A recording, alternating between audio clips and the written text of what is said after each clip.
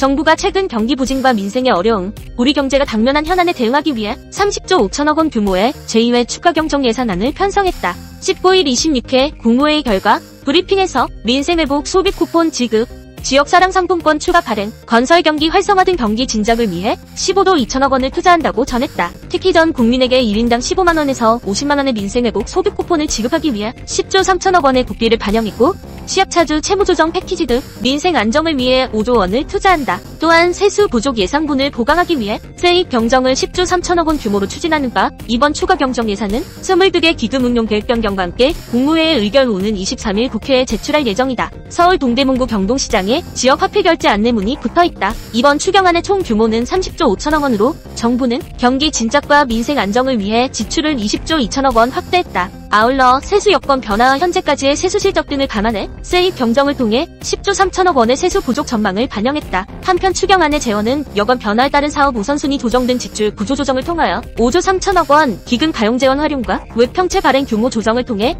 5조 5천억 원을 마련했다. 이를 통해 추가 국채 발행 규모를 19조 8천억 원으로 최소화해 국민 부담을 줄이기 위해 노력했다. 다만 이러한 노력에도 불구하고 불가피하게 관리재 정수 적자는 GDP 대비 3.3%에서 4.2%로 늘어나고 GDP 대비 국가 채무 비율도 소폭 상승했다. 경기 진작, 먼저 소비 투자 촉진을 통한 경기 진작에 15조 2천억 원을 투자한다. 이에 모든 전 국민에게 1인당 15부터 50만 원 규모의 민생회복 소비 쿠폰을 지원해 총 13조 원 수준의 소비 여력을 보강한다. 지역사랑 상품권도 6천억 원 추가 지원해 역대 최대 규모인 29조 원을 발행하고 국민이 구매할 때 적용되는 할인율도 최대 10%에서 15%로 상향한다. 고효율 가전제품 구매 비용의 10%를 환급하는 프로그램도 신설하고 숙박, 영화, 스포츠 등 5대 분야 할인 쿠폰 780만 장도 발행한다. 한편 건설 경기 활성화를 위해 2조 7천억 원을 투입하는 바, 철도, 항만 등 SOC에 1조 4천억 원을 투자하고 부동산 PF 시장에 총 5조 4천억 원의 유동성을 공급한다. 특히 AI와 K컬처, 바이오 등 미래 신산업 강국으로 도약할 수 있도록 모태펀드 출자업, 저리융자 지원 확대로 유망 벤처 중소기업에 총 1조 3천억 원의 자금을 추가로 공급한다. 이밖에 바이오, 문화 등 6대 분야에 X 확산에 2천억 원의 재정을 투입한다. 민생 안정,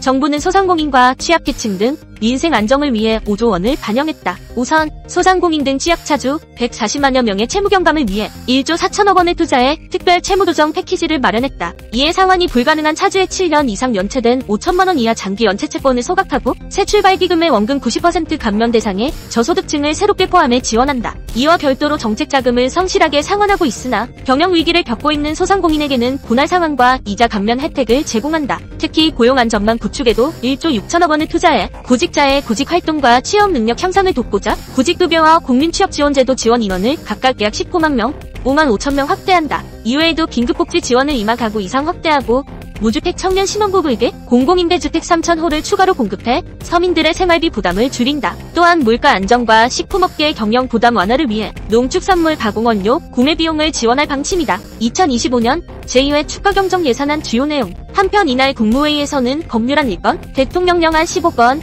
일반안 23건 등을 심의 의결했다. 이중 법률안에서 근현대 문화유산의 보존 및 활용에 관한 법률 일부 개정 법률안은 국가유산청장의 권한이임 대상에 소속기관의 장을 추가해 국능유적본부장이 국가등록문화유산을 체계적으로 보존 활용하도록 하는 내용이다. 대통령령안 중 학교용지 확보 등에 관한 특례법 시행령 일부 개정령은 취약인구 감소에 따라 학교 신설 수요가 없다고 교육감이 정한 지역에서 개발사업을 시행하는 경우에 학교용지 부담금을 면제하는 것이다. 이어 국가과학기술 경쟁력 강화를 위한 이공계 지원 특별법 시행령 일부 개정령안은 이공계 박사후 연구원의 안정적 지원을 위하여 정부가 대학 및 연구기관에 표준 지침을 만들어 제공할 수 있도록 모법이 개정됨에 따라 표준 지침에 포함될 구체적인 내용을 규정했다. 국민연금법 시행령 일부 개정령안은 모법 개정으로 군 복무기관에 국민연금 가입기간 추가 산입이 확대됨에 따라 가입기간에 산입하는 군 복무기관의 산정 방법 등 법률에서 정한 위임사항을 규정했다. 택지계 발촉진법 시행령 일부 개정령안, 공공주택특별법 시행령 일부 개정령안은 안정적인 주택 공급을 위해 소유권 이전 등기 전까지 전매가 금지된 공공택지 내 공동주택 건설용지에 대해서 한시적으로 전매를 허용하는 내용이다. 이밖에 전자정보법 시행령 일부 개정령안은 모법 개정에 따라 범정보 정보시스템의 장애관리 계획의 수립 주기, 정보시스템 등급 산정 기준 등을 규정했다.